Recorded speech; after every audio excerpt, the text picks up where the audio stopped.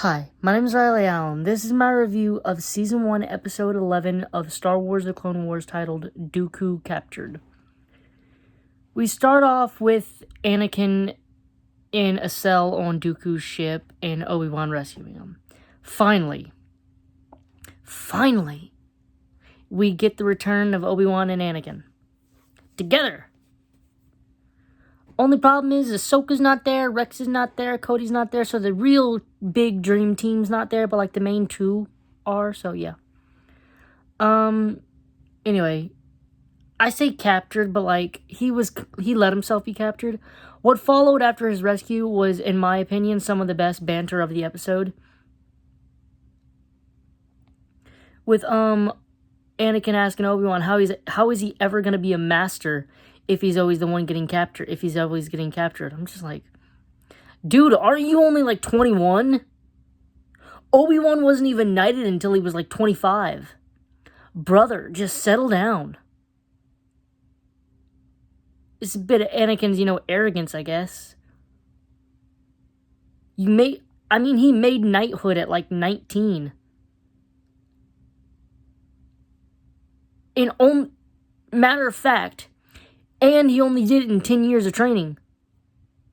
So, yeah, there's that. Also, the answer to your question is when you train Ahsoka to Jedi Knight, because isn't that how it kind of works? Like, yeah, you can become a Jedi Master without having trained someone to knighthood, but like, isn't it normally you train a Padawan to knighthood, so now you're a master now? Because you have successfully trained someone to knighthood? Is that not how that works? So I don't know. I'm pretty sure that's how it works. So the answer to Anakin's question is whenever he trains Ahsoka to knighthood. Right? Whatever. Anyway, Obi-Wan replies, well, at least you're a master of getting captured. So, they end up getting into a chase with Dooku, who escapes. He crash lands on this planet, and he is kind of found by these pirates, Hondo. Hondo is the greatest character. You love to hate him, but also at the same time, Hondo really made Dooku his bitch. Like, I'm just gonna say that. He made Dooku his bitch. He ended up, taking Dooku. Also, I love Hondo's ship. It is a straight UFO. When you think of a UFO, that's Hondo's ship. So he ends up, doing a little sleight of hand, taking Dooku's lightsaber and like, you're my prisoner now. I'm sorry, the hell? And Dooku, that's the one part of the episode that I don't like. It's that Dooku didn't do shit. He just stood there like a dummy and walked to his imprisonment like, Buddy couldn't have raised his hands and did a force push. The way they talk about him, I'm assuming he can just whip out his hands and force push a dozen dudes. And then just do something. Like, sure, you could have pulled out some plot bullshit to get him captured because that's what the plot needed, but like, you could have had a bit more. Instead of just having Dooku just stand around like a dumbass, like, well, you got me.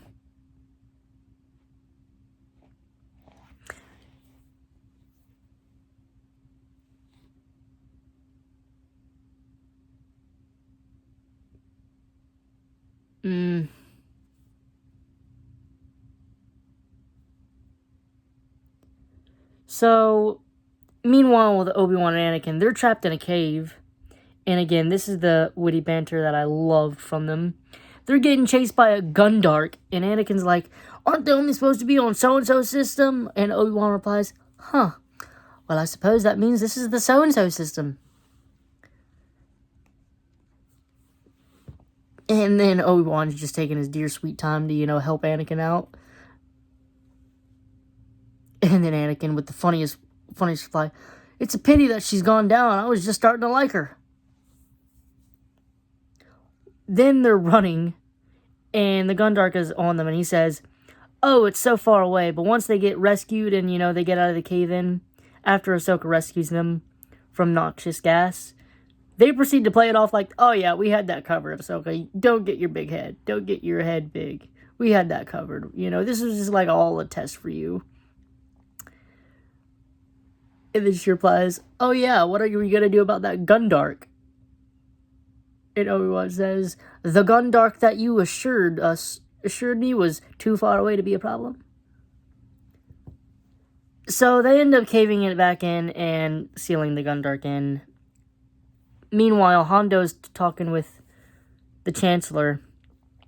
You just gotta know Palpatine is pissed that Dooku was captured. He's just like, no. I almost kind of want to know, because Palpatine wasn't really wanting to take the deal of Hondo. It was Padme that made the deal.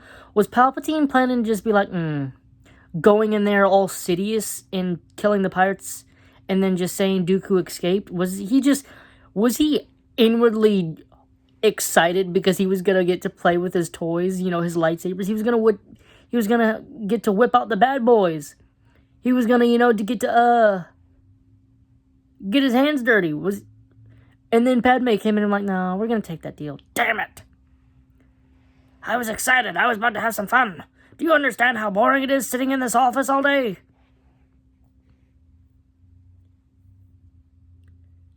So they send Obi-Wan and Anakin because, holy fuck, if you watch this show, damn near 90% of it is just Obi-Wan and Anakin getting shit done or attempting to get shit done. Like, yes, there is like a sprinkling of every other, some Jedi, mostly council members.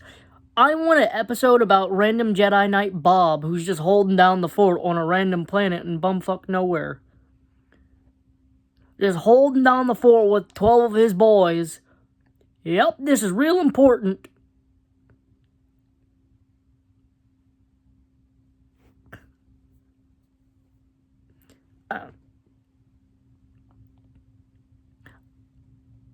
I do love the episodes, like the last episode where it was Kit Fisto mostly shining, or with Luminar and Dilly, because it does show that, yeah, there are other Jedi, and they're getting shit done, too. It's not just Obi-Wan and Anakin. They're just the good ones. So, Obi-Wan and Anakin proceed to attempt to make a deal. Also, they see he's getting captured, and they poke fun at him. It's just like, And then Palpatine sending Senator Someone and Representative Binks. Makes me wonder, is this what did that senator do to piss off Palpatine? He's like, you get the Jar Jar treatment. Yeah, no, don't try to apologize now. You're getting the Jar Jar treatment.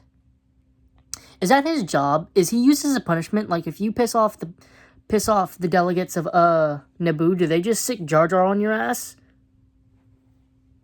Is that his use? Is that why he's there? It's gotta be. So Obi-Wan and Anakin, for some reason, the pirates try to poison them. I don't know if it's a poison or just a knockout thing, but like they do try to drug, and I'm just sitting there thinking like, you've already made the deal with the Republic. I mean, I'm guessing they're going by the pirate rule of, alright, so we made the deal with the Republic for Dooku, but we can go ahead and back to the Republic, or the Separatists, to give them 2 Jedi and Dooku. Also, I kind of wish they'd have done a Julius Caesar where Dooku was looking at Hondo like, that's not the price you say, I'm worth more than that. Because I'm pretty sure Julius Caesar was captured by pirates and he said, no, I'm worth more than that. You need to pay them that. He also told them, if you ever come in these waters, I'm going to kill you. And they came in these waters again, so he killed them. This does not happen, but I'm disappointed that it doesn't happen, where they have a run-in with Dooku again, and he's just like, well, shit. I made you guys a promise. Time to die. But no, that doesn't happen, which is pretty good, because I like Hondo Ohnaka. He's a shit character, but in a good way. Like, he's a shitty character, but a fun character. So anyway, they do try to drug Anakin and Obi-Wan, but they proceed to, do a force trick where they switch cups with these dudes.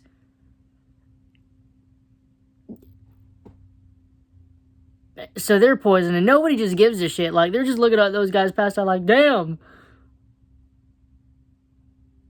They can't take their alcohol today, huh? Must have got it started early. And, that's that. Overall, I really enjoy. I'm going to give this episode a 9 out of 10. It would have been a 10 out of 10, in my opinion. It's just, I do wish that Dooku would have did more with his capture. That's the only thing. Thanks for watching the video. Leave a like, comment, subscribe if you want, and I'll see you next video.